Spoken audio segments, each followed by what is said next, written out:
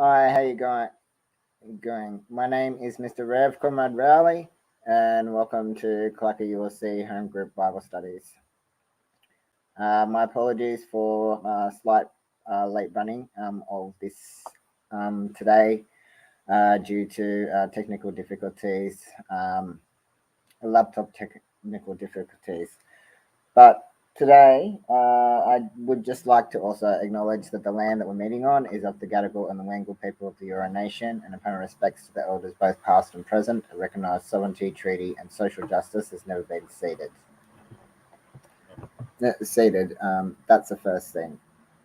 So essentially, today I want to talk to you about Genesis 23. And behind the text so we tend to look at behind, within, and the front of the text.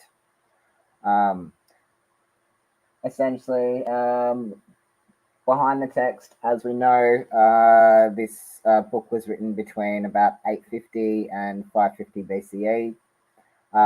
We suspect the author is Moses, and it was part of the 5 books of the Torah. We definitely know that the story of Genesis. It's not a historical account like the Book of Genesis. It's not meant to be taken literally, but there are some historical facts that we can. There are some historical events that were happening behind the text that we can take into account, because these stories were mainly told for educational purposes, to educate the people on the creation of the world, from an indigenous perspective, who had an important lesson or an important message to teach. This particular case, today's lesson, that this Abrahamic text is teaching, is about death and burial, and um, and why it's particularly not to fight. Why it's particularly important not to fight with um, not to fight with people who have just lost their loved ones, and to carry out their wishes, to carry out the wishes of the last wishes of the uh, dead. So that's the teaching. Um, Essentially, the message behind this particular test is the horror of what Abraham had done um, of essentially purchasing a piece of a purchase, basically selling out on Sarah by paying, Sarah by paying an enormous amount of um, money for a plot of land to bury, when the people had offered to bury Sarah for free. For free, which realistically, that's what Sarah wanted,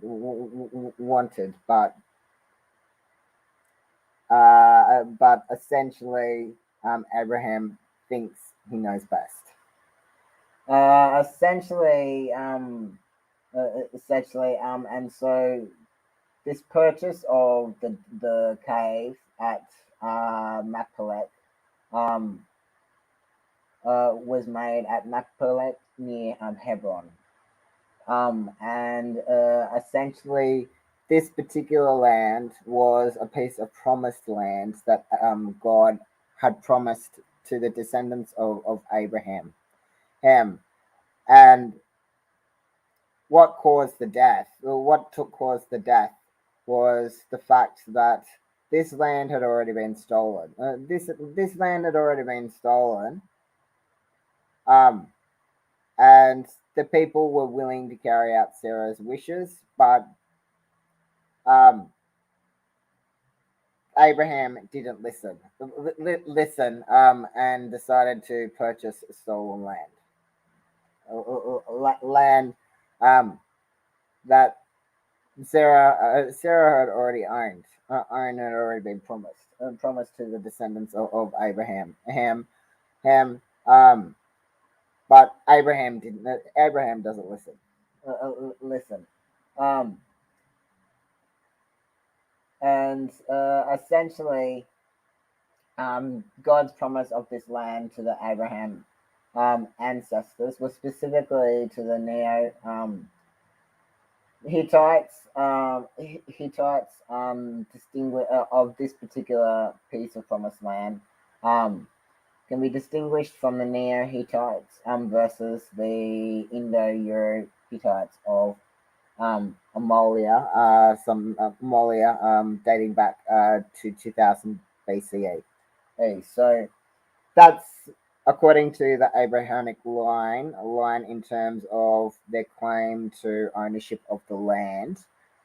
It was at least, it can be dated back at least according to the Abrahamic narrative, it can be dated back to at least 2,000 years before Sarah's death.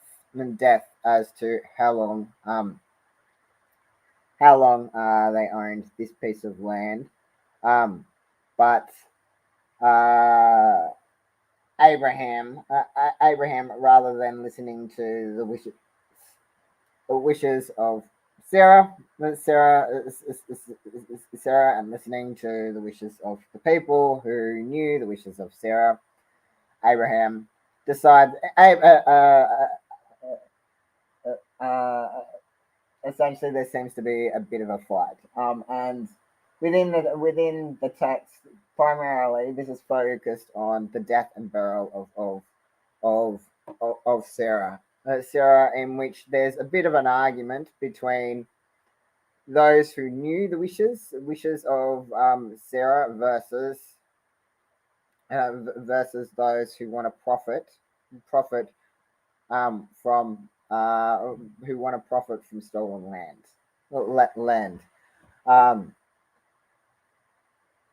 Um, so that's basically the narrative. Um, so Abraham, even though the land had been offered, even though the land had been offered for free to bury the dead, Abraham still goes and pays the money, um, and it ends with the last line um, that the field and the cave that is in it passed from the Hittites to the Abrahamic possession as a burying place. Um, it's very clear to me. It's very clear to me from this particular text um, that sometimes sometimes sometimes not in every tradition, but it has um, the message the message in front of this particular passage is to always carry out the wishes of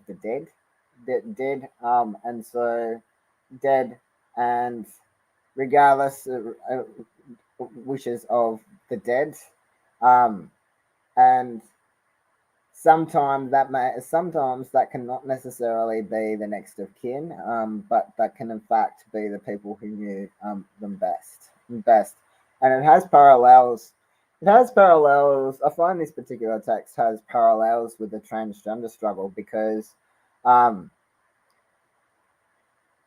um, not all families, unfortunately, accept transgender people. People I know. Look, I have relatives that never fully accepted me as transgender. Also, the factor that I didn't get to grow up with my family, because I was stolen from them.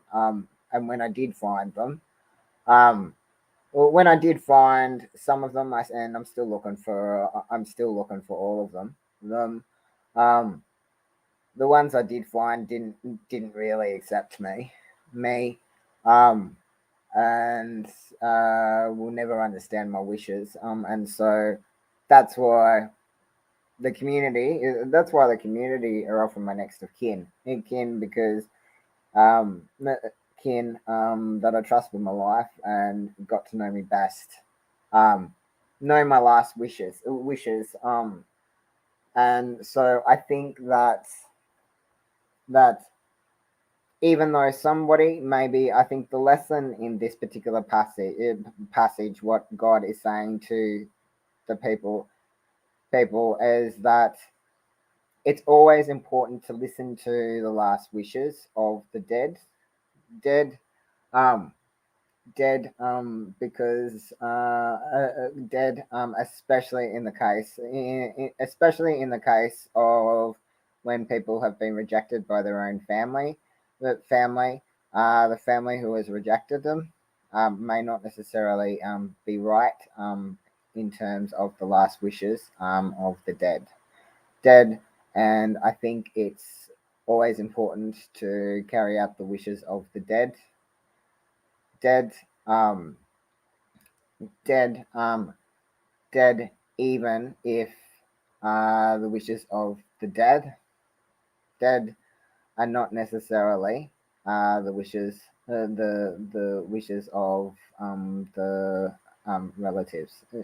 And in this particular case, um, if it's the last wishes of the dead to be returned to the land that they've been stolen from, then um, that is where they've got to be returned to, regardless of what. Even if some may not agree with it, if that's their last wishes, then their last wishes have got to be carried out. Um, Thank you very much for listening. God bless, and I will see you at 5 o'clock today. That's all for now. Bye.